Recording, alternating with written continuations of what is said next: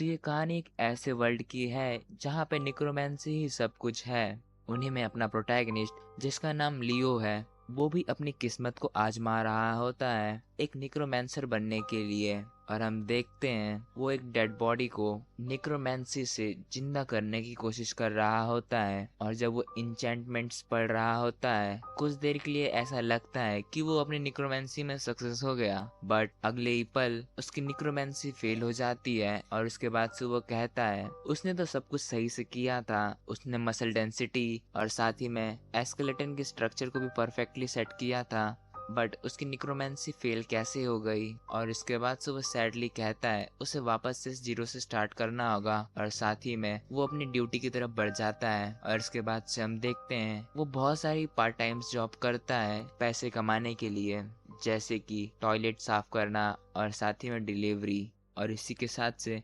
हमें एक स्कूल के सीन को दिखाया जाता है जहाँ पर एक टीचर निक्रोमेंसी सिखा रहा होता है कुछ बच्चों को। और हमें लगता है कि वहाँ पे अपना हीरो लियो भी होगा, बट इन रियलिटी वो क्लासरूम के बाहर साफ सफाई कर रहा होता है। और ये देख के हमें पता चलता है कि हमारा जो लियो है वो बहुत ज़्यादा ही गरीब है, उसके पास पढ़ाई करने के लिए बिल्कुल भी पैसे नहीं होते हैं, जिसकी वजह से वो बहुत सारी पार्ट टाइम जॉब कर रहा होता है। बट वो साथ ही में इन सब चीज़ों का बुरा नहीं मानता कि उसके पास कुछ भी नहीं है, उसने सब कुछ जीरो से स्टार्ट किया है। और ऐसे ही वो अपने काम को कंटिन्यू करते हुए जा रहा होता है। और हम देखते हैं लियो ने निक्रोमेंसी के नोट्स बनाए होते हैं जिसे वो पढ़ रहा होता है कि उससे कल रात में किस चीज़ में गलती हुई थी कि जिसकी वजह से उसकी निक्रोमेंसी फेल हो गई थी कल रात उस डेड बॉडी पर। और जब वो पढ़ते हुए बढ़ रहा होता है तभी अचानक से उसे कोई हिट करता है जिससे वो नीचे जाके गिरता है। और वो बंदा जिसने उसे हिट किया था वो लियो से कहता है, उसने उससे कहा था अगर वो उसे दूसरी बार देखेगा इस सिटी में तो वो उसे बहुत बुरी तरीके से मारेगा। और इसके बाद से वो बंदा हमें अपने लियो की बैक स्टोरी को बताता है और हमें पता चलता है जो लियो है वो एक गार्बेज यार्ड में पैदा हुआ था। और साथ ही में उसकी लाइफ कुछ ज़्यादा अच्छी नहीं थी, उसने बहुत ज़्यादा ही एक ब्रूटल लाइफ जी थी, जिसकी वजह से लियो उस बंदे को बहुत ज़्यादा ही डिस्गस्टिंग लगता है क्योंकि वो एक गार्बेज यार्ड से आया है और उसने कुछ खास अच्छी लाइफ नहीं जी है। तो वो सोचता है कि लियो की इस शहर में कोई भी जगह नहीं है। और साथ ही में वो लियो के माता पिता को भी बहुत ज़्यादा भरा बुरा कहता है, बट लियो को इन सब से कुछ भी फर्क नहीं पड़ता। वो तो उस बंदे से कहता है उसके लिए ये सब बिल्कुल भी मायने नहीं रखता कि वो कहाँ पैदा हुआ है और उसकी परवरिश कैसे हुई है। वो उस बंदे से कहता है मैं एक ट्रैश नहीं हूँ और ये सब बिल्कुल भी मुझे मायने नहीं रखता कि मैं कहाँ पैदा हुआ हूँ, मेरी परवरिश कैसे हुई है और मेरे माता पिता कैसे थे। और वो बहुत ज़्यादा ही कॉन्फिडेंट में कहता है अगर किसी बंदे को अपनी किस्मत को बदलना हो तो वो जो कदम खुद उठाएगा वही उसकी किस्मत बदलेगी। बट उस बंदे को लियो की बातें पसंद नहीं आती और वो बहुत ज़्यादा ही गुस्सा हो जाता है और वो लियो को दोबारा एक बहुत जोरदार हिट देता है जिससे लियो दोबारा जमीन पर गिर जाता है। और इसके बाद से हमें लियो के रोल मॉडल को दिखाया जाता है जो इस निक्रोमेंसी वर्ल्ड में एक चैंपियन रह चुका था, क्योंकि लिए जो इस निक्रोमेंसी वर्ल्ड है यहाँ पर जो निक्रोमेंसर्स होते हैं एरिना में एक दूसरे से फाइट करते हैं और जो बहुत ज़्यादा ही निक्रोमेंसी में एक्सपर्ट होता है उसे चैंपियन का टाइटल दिया जाता है। और साथ ही में उसे पूरी की पूरी दुनिया एक्नॉलेज करती है एक टॉप निक्रोमेंसर की तरह।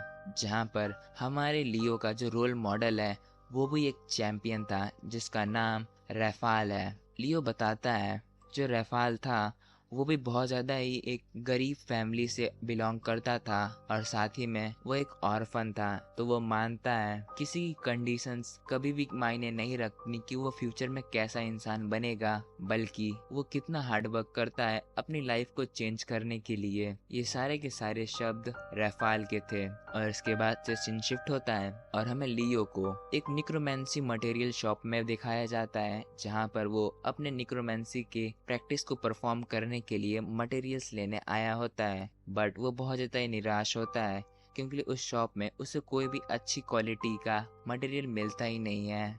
वो कहता है मैं जब भी यहाँ पर आता हूँ हमेशा यहाँ पे लो क्वालिटी का ही मटेरियल पाता हूँ।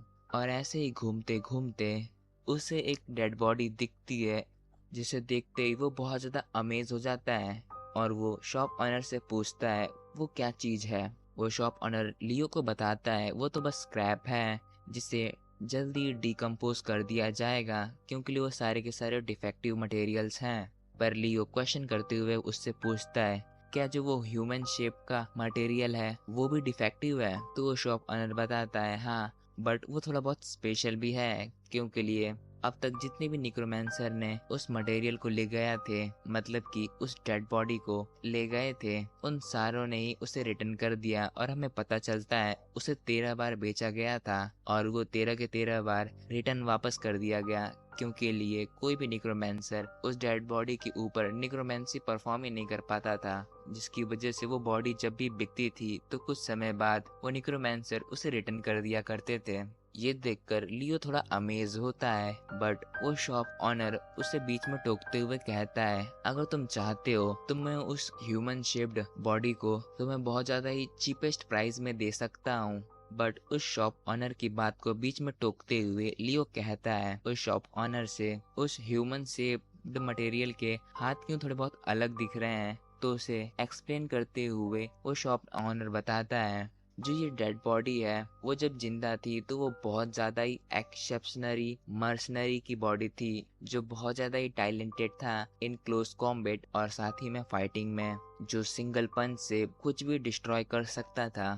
कुछ भी डिस्ट्रॉय कर सकती थी। सॉरी, मैंने उसका जेंडर ही बदल दिया, असल में वो एक लड़की है। तो स्टोरी को कंटिन्यू करते हुए लियो उस शॉप ऑनर से कहता है, मैं इस पे अपना दाव नहीं खेलना चाहता हूँ क्योंकि वो बॉडी 13 बार रिटर्न हो चुकी है, तो मेरे तो बिल्कुल भी चांसेस नहीं है कि मैं उसके ऊपर निक्रोमेंसी परफॉर्म कर पाऊंगा, तो मैं बिल्कुल भी अपने पैसों के ऊपर रिस्क नहीं लेना चाहूंगा। ये सुनकर वो शॉप ओनर थोड़ा बहुत नाराज हो जाता है और वो कहता है, लगता है कचरा कचरा ही होता है। वो उस डेड बॉडी को ऐसा कह रहा होता है, ना कि लियो को। मैं पहले ही क्लियर कर दूं, बट ये बात लियो के दिल को छू जाती है और वो इन दी एंड उस ह्यूमन शेप्ड बॉडी को परचेस कर ही लेता है, खरीद ही लेता है। और वो बताता है उसने अपने सारे के सारे पैसे इस ह्यूमन शेप बॉडी पे लगा दिए हैं और उसके पास अब बिल्कुल भी पैसे नहीं है कि कल वो कैसे अपने खाने के लिए इंतजाम करेगा और साथ ही में वो कैसे अपना रेंट चुकाएगा।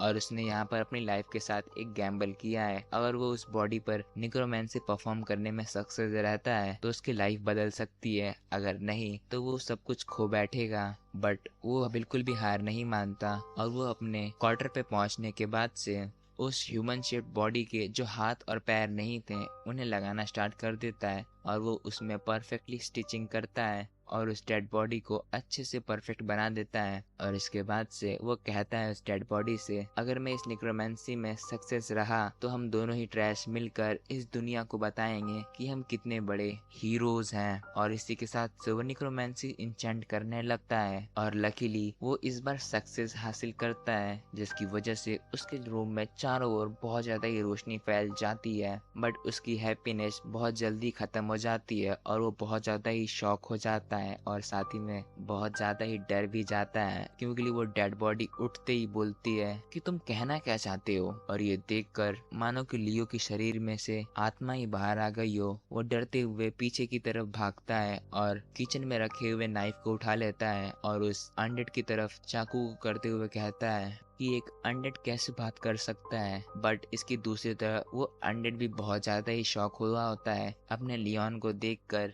पर इसकी दूसरी तरफ वो बहुत ज्यादा ही अलर्ट हो जाता है क्योंकि लिए लियो ने उसकी तरफ नाइफ को पॉइंट किया होता है, जिसे वो खतरा मानता है और तुरंत अपने पावरफुल अटैक को चार्ज करने लगता है और एक सुपरली चार्ज्ड हिट लियोन की तरफ छोड़ता है। उस अटैक की इंटेंसिटी देखकर ऐसा लगता है कि लियो की कहानी खत्म हो गई। उस अटैक के बाद से शिन शिफ्ट होता है और हमें एक अजीब से इंसान को दिखाया जाता है जो कुछ अजीब तरीके की चीजें बड़बड़ा रहा होता है। वो कहता है, क्या तुम्हें एक निक्रोमेंसर बनना है? ये बोलते हुए वो बहुत ज्यादा ही फ्रस्ट्रेट और अजीब तरीके की हरकतें करते हुए अपने लियो से कहता है, तुम्हारी मॉम तो ट्रैश थी बट तुम भी एक ट्रैश हो जो एक निक्रोमेंसर बनना चाहता है। और हमें पता चलता है वो अजीब सा आदमी अपने लियो का शायद से पिता है। मुझे कंफर्म नहीं है क्योंकि स्टोरी में आगे बताया नहीं गया है कि वो कौन है। मुझे तो लगता है वो उसके डैड है, बट हु नोस। आगे अगर स्टोरी में कुछ पता चलता है तो मैं आप लोग को बता दूंगा कि ये बंदा कौन है। और इसी के साथ से स्टोरी को कंटिन्यू करते हुए और हमें पता चलता है कि ये सब सपना था। लियो तो चौंकते हुए उठता है और जब वो उठता है वो अपने आप के हाथ पैर को बंधा हुआ पाता है, जिससे वो थोड़ा बहुत कंफ्यूज था। बट वो ये कह रहा था एक अनडेड कभी भी बात नहीं कर सकता, पर तुरंत उसके अपोजिट ही वो अनडेड जिसके ऊपर लियो ने थोड़ी देर पहले ही निक्रोमेंसी परफॉर्म की थी, वो लियो से कहती है तुम अपने आप को लकी मानो, जो मेरा पैर था वो सही से काम नहीं कर रहा था, जिसकी वजह से मेरा अटैक मिस हो गया। अगर वो मिस नहीं हुआ होता तो तुम पक्का इस दुनिया से जा चुके होते। बट लियो को ये देखकर शौक लगता है कि एक अनडेड बात कर रहा है और वो वापस से कूदने लगता है और अजीब तरीके से बिहेव करने लगता है कि अनडेड कैसे बात कर सकता है, और वो जोर जोर से चिल्लाने लगता है। बट वो अनडेड कहती है थोड़ा चुप रहो, इतना ज्यादा चिल्लाओ मत, मुझे बहुत ज्यादा ही परेशानी हो रही है तुम्हारे चिल्लाने से। बट अपना लियो कहता है मेरे हाथ क्यों बंधे हुए हैं इस समय, मुझे तो यहाँ से भाग जाना चाहिए। बट इन सब को साइड में करते हुए वो अनडेड बोलती है मुझे तुमसे कुछ क्वेश्चंस पूछने हैं, मुझे उनके सीधे सीधे जवाब दो तुम। और वो पहला सवाल पूछती है कि तुमने ये मेरी बॉडी के साथ क्या किया है, और वह साथ ही में वो इस पॉइंट को भी रखती है कि तुम भूलना नहीं कि मैं इस बार बिल्कुल भी अपने अटैक को मिस नहीं करूंगी। ये सुनकर लियो अपने पीछे देखता है जहाँ पे उसका अटैक मिस हुआ होता है, और हम देखते हैं उस लड़की के उस अनडेड की जो अटैक फोर्स होती है वो इतना ज्यादा ही डिस्ट्रक्टिव होती है कि वहाँ पे उसने गड्ढे कर दिए होते हैं। बेचारे लियो के पास कोई भी ऑप्शन नहीं होता और वो इन दी एंड एक्सप्लेन करता है सब कुछ। वो उस अनडेड को बताता है असल में उसने उसके ऊपर निक्रोमेंसी परफॉर्म की है, जिसकी वजह से अब वो एक अनडेड बन चुकी है। ये सुनकर वो अनडेड कहती है अच्छा तो तुमने मेरे ऊपर निक्रोमेंसी परफॉर्म की थी, मुझे तो लगा था तुम एक परवर्ट हो जो एक लड़की के साथ उल्टा सीधा कुछ करने वाला था। ये सुनकर अपना लियो बहुत ज्यादा ही गुस्से में कहता है तुम ऐसा सोच भी कैसे सकते हो कि मैं तुम्हारे साथ ये सब करूंगा। बट इन सब को साइड में रखते हुए वो अनडेड कहती है लगता है इन दी एंड मैं मारी गई उस लड़ाई में। बट वो इन सबको वापस से साइड में रखते हुए अपने लियो से कहती है मैं तुम्हें बहुत ज्यादा ही थैंक्स कहना चाहती हूँ मुझे दोबारा रिवाइव करने के लिए, और साथ ही में अब मैं यहाँ से जा रही हूँ और मैं उम्मीद करूंगी कि हम दोबारा कभी ना मिलें। ये सुनकर लियो हड़बड़ाते हुए कहता है तुम ऐसे कैसे ये सब कुछ छोड़ के जा सकती हो, यहाँ तक तो अगर मैं तुम्हारे साथ ना हूँ तो तुम अपनी बॉडी के राइट आर्म, शायद से राइट आर्म या लेफ्ट आर्म, मुझे कंफर्म नहीं है। लियो एक्सप्लेन करना चाहता था कि जो उस अनडेड के हाथ और पैर को उसने लगाया था वो उसे खुद कंट्रोल नहीं कर सकती, वो उसे बस लियो ही कंट्रोल कर सकता है। ये लियो की बातें सुनकर जो उसके पास वो नाइफ पड़ा होता है वो उसे उठाती है और अगले ही पल वो अपने पैर को और वो हाथ को काट देती है, जिसे लियो ने आर्टिफिशियली इम्प्लांट किया था। और अपने लिम्स को काटने के बाद से वो अनडेड कहती है बहुत ज्यादा ही घमंड में कि मैं अपनी प्रीवियस लाइफ में बहुत ज्यादा ही स्ट्रॉन्ग मर्सनरी वॉरियर थी, जिसकी वजह से मुझे किसी भी आदमी की हेल्प की जरूरत नहीं है, मैं एक इंडिपेंडेंट वुमेन हूँ। और इसके बाद से वो वहाँ से जाने लगती है। अपना लियो कुछ थोड़ी देर सोचता है और उसके बाद से वो उस अनडेड से कहता है मैं तुम्हें हायर करना चाहता हूँ। और वो उस कन्वर्सेशन को और कंटिन्यू करते हुए कहता है कि उसे जहाँ तक याद है उसकी प्रीवियस लाइफ में उसके ऊपर बहुत ज्यादा ही कर्ज है, जिसकी वजह से उसके मरने के बाद से उसकी जो बॉडी थी उसे बेच दिया गया उस कर्ज को कम करने के लिए, उस कर्ज को खत्म करने के लिए शायद से। तो इसी की वजह से लियो उसे हायर करना चाहता है और वो चाहता है कि वो अनडेड उसके लिए फाइट करे। ये सुनकर वो कहती है ये तो बहुत ज्यादा इंटरेस्टिंग डील है, और वो अपनी बात को कंटिन्यू करते हुए कहती है अगर तुम मुझे अच्छा खासा पैसा दोगे तो मैं किसी से भी लड़ने के लिए तैयार हूँ, और साथ ही मैं किसी को भी मारने के लिए भी। बट जो मेरे ऊपर कर्ज है वो बहुत ज्यादा है, इतना ज्यादा कि तुम कभी सोच भी नहीं सकते। बट अपना सिग्मा लियोन कहता है 80 बिलियन गोल्ड्स। 80 बिलियन गोल्ड का नाम सुनकर वो कुछ देर के लिए स्टन्ड रह जाती है, कुछ देर के लिए खामोश रह जाती है। बट अपना लियो अपनी बात को कंटिन्यू करते हुए कहता है क्या इतने पैसे काफी रहेंगे तुम्हारे कर्ज को चुकाने के लिए। ये सुनकर वो अनडेड हड़बड़ाते हुए कहती है क्या तुम्हारे पास इतने पैसे भी हैं। बट लियो उसे टोकते हुए कहता है क्या तुम्हें कोई आइडिया भी है जो इस बार निक्रोमेंसी अरीना में जो प्राइस पुल है वो टोटल 100 बिलियन गोल्ड्स का है। और वो उसे उस प्राइस पुल का पोस्टर दिखाता है, जिसे देखकर वो कुछ ज्यादा ही हैरान होती है और वो कहती है क्या इतने ज्यादा भी कोई प्राइस पुल हो सकता है किसी गेम का। तो लियोन उसे कहता है क्या तुम निक्रोमेंसी एरिना को इतना ज्यादा हल्के में ले रही हो कि उसका प्राइस पुल कुछ भी होगा? और वो एक्सप्लेन करता है कि जो निक्रोमेंसी एरिना है वो बहुत ज्यादा ही पॉपुलर स्पोर्ट है इस एरा का, जिसकी वजह से उसके प्राइस पुल भी इससे ज्यादा बड़े बड़े होते हैं। ये सुनकर वो कहती है उसने अपने प्रीवियस लाइफ में कभी मैजिक और निक्रोमेंसी पे ध्यान ही नहीं दिया, क्योंकि वो बस अपने प्योर स्ट्रेंथ पे ही विश्वास रखती थी, जिसकी वजह से उसने इन सब चीज़ों में कभी फोकस ही नहीं किया और ना ही कभी ध्यान देने की कोशिश की। बट लियोन इन सब बातों को साइड में रखते हुए कहता है क्या तुम इंटरेस्टेड हो? क्योंकि तुम एक अनडेड हो तो तुम इस गेम में पार्टिसिपेट कर सकती हो। और साथ ही में जो ये फैक्ट है कि तुम अनडेड होने के बावजूद भी एक जिंदा लाश हो, आई मीन जिंदा हो, इस बात को हम दोनों ही सीक्रेट रखेंगे। और साथ ही में अगर हम दोनों साथ में मिलकर काम करते हैं तो जल्दी हम इस दुनिया में बहुत ज्यादा ही फेमस हो जाएंगे। ये सुनकर वो अनडेड कहती है मुझे फेम से तो कुछ भी लेना देना नहीं है, बट जो प्राइस पुल का मनी है वो तुम बहुत ज्यादा ही अनफेयरली डिवाइड कर रहे हो। और वो डिमांड करती है 95% ऑफ द प्राइस पुल का। ये सुनकर लियन घबराते हुए कहता है नहीं नहीं नहीं, मैं ऐसा नहीं कर रहा। आई मीन वो ऐसा कहता है इस एरिना में एंटर करने के लिए जो मटेरियल्स लगेंगे वो बहुत ज़्यादा ही एक्सपेंसिव होंगे तुम्हारी बॉडी को रिपेयर करने के लिए। बट वो एक दूसरी डील उसे देता है और वो कहता है मैं उतना तो तुम्हें नहीं दे पाऊंगा, बट मैं तुम्हें 85% दे सकता हूँ। बट हमारी प्यारी अनडेड वो कहती है नहीं, मुझे तो 95% ही चाहिए। ये सुनकर हमारा लियो कहता है क्या 90% पे डील नहीं डन हो सकती? बट वापस से वो अनडेड कहती है नहीं, मुझे तो 95% चाहिए। और इन द एंड बेचारा लियो हार मानते हुए उसे 95% देने के लिए राजी हो जाता है। बट वो अनडेड कहती है ठीक है फिर अगर डील डन है तो जल्दी से कॉन्ट्रैक्ट साइन कर लो,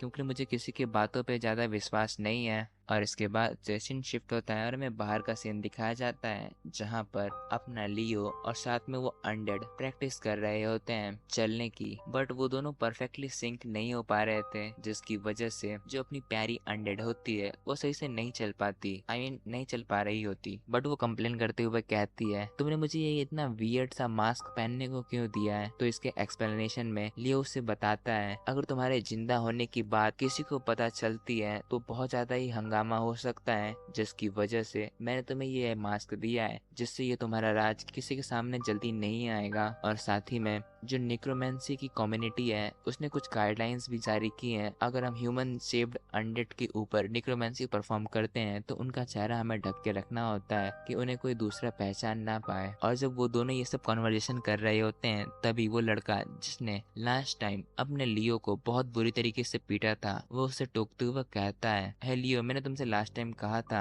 अगर तुम मुझे इस सिटी में वापस से दिखते हो तो मैं तुम्हें हमेशा के लिए ऐसा ट्रैश बना दूंगा जिससे तुम कभी भी उभर नहीं पाओगे। उसकी ये सब बातें सुनकर हमारी प्यारी अनडेड लियो से कहती है ये कौन है और ये अजीब सी बातें क्या कह रही है तुम्हारे बारे में? बट लियो घबराते हुए उससे कहता है तुम टेंशन मत लो, मैं ये सब कुछ संभाल लूंगा। बट वो लड़की कहती है हे लियो, क्या तुम्हारे पास एक नया नाइट आया है? मैं तुम लोग को बताना चाहता हूँ इस मानव में जो अनडेड्स होते हैं उन्हें नाइट्स कहा जाता है जो निक्रोमेंसर के लिए लड़ाई करते हैं। वो लियो से कहती है क्या तुमने अपने निक्रोमेंसी में सक्सेस हासिल कर ली और साथ ही में तुमने एक नाइट को अवेकन कर लिया? बट अगले ही पल वो लियो की जो नाइट होती है, आई मीन अपनी प्यारी अनडेड होती है, उसकी बेइज्जती करने लगती है और वो कहती है जैसा लियो ट्रैश है वैसा ही उसे नाइट भी ट्रैश मिला है, आई मीन मिली है। भाई मैं इनकी जेंडर क्यों भूल जा रहा हूँ बार बार। और वो कहती है अभी के लिए मैं तो तुम्हें छोड़ रही हूँ क्योंकि लिए तुम्हें और तुम्हारे नाइट को एरिना में क्रश करने में ज्यादा मजा आएगा, जबकि यहाँ पे तुम्हें सबके सामने मारने में। बट हमारी प्यारी अनडेड उसको रिप्लाई देते हुए कहती है कि देखो कह कौन रहा है ये बातें। ये बात सुनकर उस लड़की की खून खौल जाती है, आई मीन उसका खून खौल जाता है और वो कहती है ये किसने कहा? अपना बेचारा लियो कहता है नहीं ये मैंने नहीं कहा। बट अपनी प्यारी अनडेड कहती है मुझे इसकी बातें सुन के बहुत ज्यादा ही गुस्सा आ रहा था तो मैंने कह दिया। और कुछ देर सोचने के बाद से लियो कहता है हाँ मैंने ही कहा था वो बात। इन दी एंड वो कहता है क्या तुम्हें इससे प्रॉब्लम है मैंने जो तुम्हें अभी कहा? ये सुनकर उसका गुस्सा 7वें आसमान पे चढ़ जाता है और वो अपने नाइट को लियो की तरफ अटैक करने के लिए ऑर्डर देती है,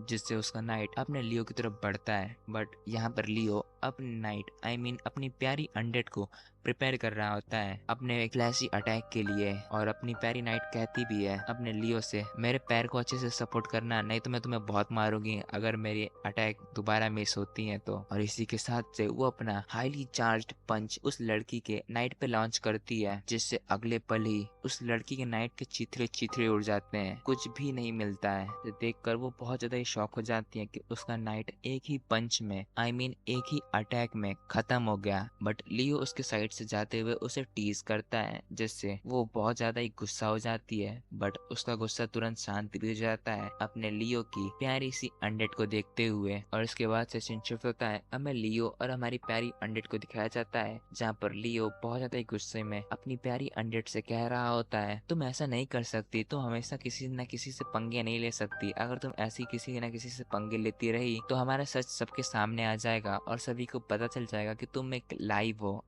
तुम जिंदा हो। बट अपनी प्यारी अनडेड एक मर्डरस इंटेंट में अपने लियो से कहती है, क्या तुम मुझे ऑर्डर देने की कोशिश कर रहे हो? अपना बेचारा लियो ये देखकर शांति से कहता है, मैं तुम्हें ऑर्डर नहीं दे रहा, मैं तो तुमसे ये एक रिक्वेस्ट कर रहा हूँ कि तुम प्लीज अपने गुस्से को थोड़ा कंट्रोल किया करो ऐसी सिचुएशंस में। और इसके बाद से वो लोग निक्रोमेंसी का टेस्ट देने जाते हैं, रजिस्टर होने जाते हैं, क्योंकि लिए अगर तुम्हें एरिना में पार्ट लेना है तो तुम्हें निक्रोमेंसी में निक्रोमेंसी गिल्ड है या कुछ भी है, मतलब कि निक्रोमेंसी कम्युनिटी में रजिस्टर करना पड़ता है, ऐसा कुछ लियो ने एक्सप्लेन किया था, मुझे सही से याद नहीं आ रहा। हमें लियो और हमारे साथ में प्यारी अनडेड को दिखाया जाता है जो निक्रोमेंसी के बेसिक्स को परफॉर्म कर रहे होते हैं। अगर मैं सीधा सीधा एक्सप्लेन करना चाहूँ तो इस टेस्ट में अपने लियो को निक्रोमेंसी के बेसिक्स को दिखाना होता है, जैसे कि जो उसकी नाइट है उसे कैसे वो कंट्रोल करता है और उसका कंट्रोल कितना अच्छा है उसकी नाइट पे, उसके हिसाब से उसे रैंक मिलेगी। और जैसा कि हम जानते हैं लियो और हमारी प्यारी अनडेड का जो सिंक्रोनाइजेशन है वो बहुत बेकार है, बट वो इन द एंड कैसे भी करके टेस्ट को पास कर जाते हैं और अपने लियो को निक्रोमेंसी का लाइसेंस मिल जाता है, और साथ ही में उसे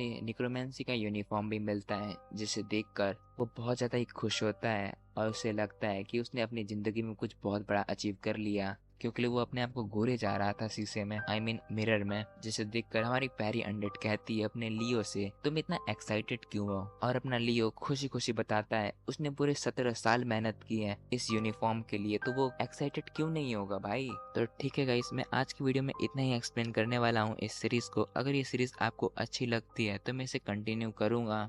so thank you for watching.